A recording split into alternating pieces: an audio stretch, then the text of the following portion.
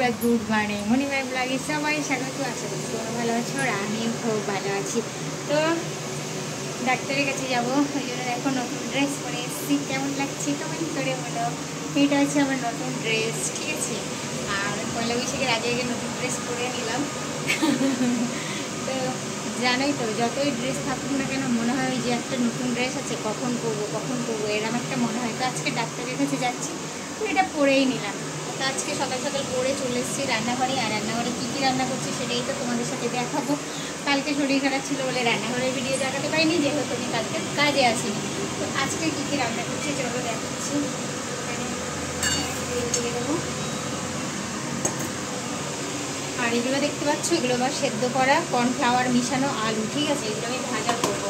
তা তার আগে দেখিয়ে দিই, এইগুলো আমার ভাত হয়ে গেছে। ভাতের মধ্যে উঠে দিচ্ছি কী বলো, ভেন্ডি ভাতে। আর এদিকে রয়েছে টমেটো দিয়ে ডাল, টমেটো দিয়ে ডাল হয়ে গেছে।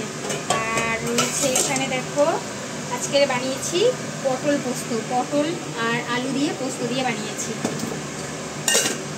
আর এখানে রয়েছে বেতো শাক ভাজা, এই যে বানিয়েছি বেতো শাক ভাজা। আর বানিয়েছি এই যে শুক্তো বানিয়েছি, অল্প একটু শুক্তো বানিয়েছি পেঁপে, উচ্ছে আর কলা দিয়ে, আর কিছু দিইনি। আর এদিকে হচ্ছে ক্যাপসিকাম সিম দিয়ে একটা তরকারি, মানে শুকো শুকো একটা তরকারি বানাচ্ছি। আর দুধ চাল দিয়েছি, আর তেমন কিছু বানাই। তো চলো আমি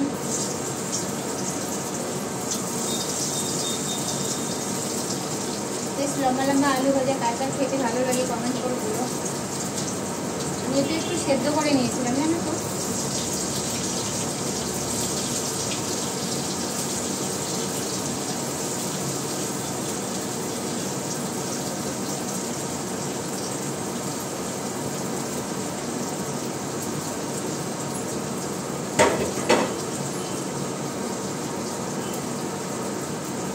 ভাজাগুলো হোক, আমি সব করে এগুলো গুছিয়ে রেখে আসি, তোমরা দেখতে থাকো।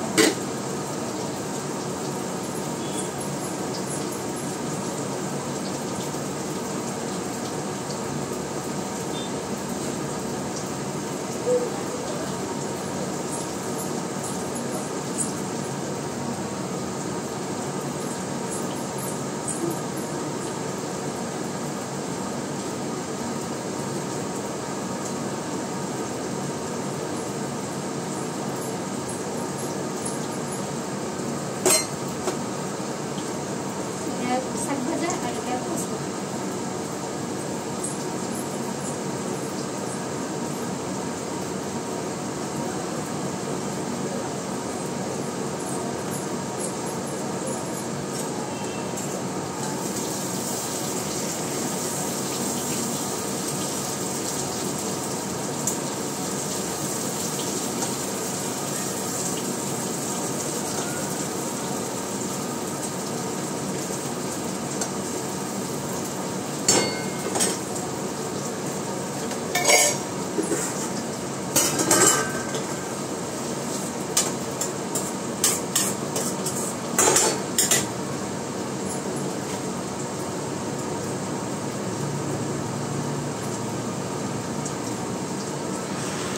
তোমাদেরকে দেখি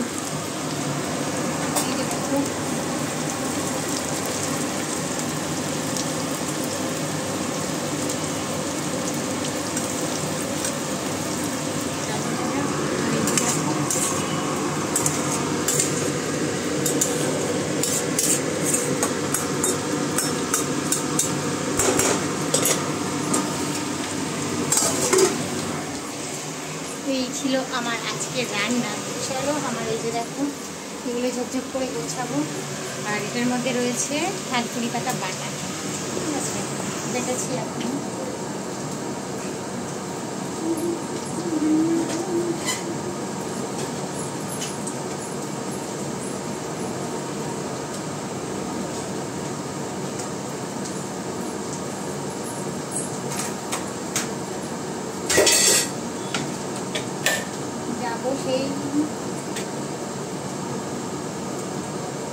যাবো তো অনেক দূরে ডাক্তারের কাছে, সেই সাঁতরাগাছি যাবো, অনেকটা সময় লাগবে। আর আজকে যাবো একা একা, কাউকে পেয়ে উঠলাম না, একা একাই চলে যাবো। দেখি না যেতে পারি কিনা একা একা। সবসময় সবাইকে বিরক্ত করা ঠিক না, আজকে একা একাই যাবো।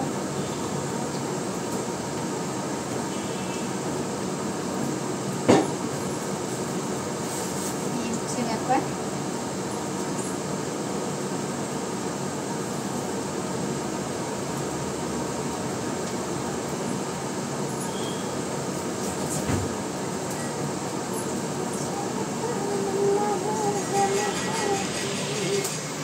চলো তোমাদের সাথে আর বকবক করছি না, তাড়াহুড়ো করছি, ডাক্তারের কাছে যাবো। তো চলো টাটা বাই।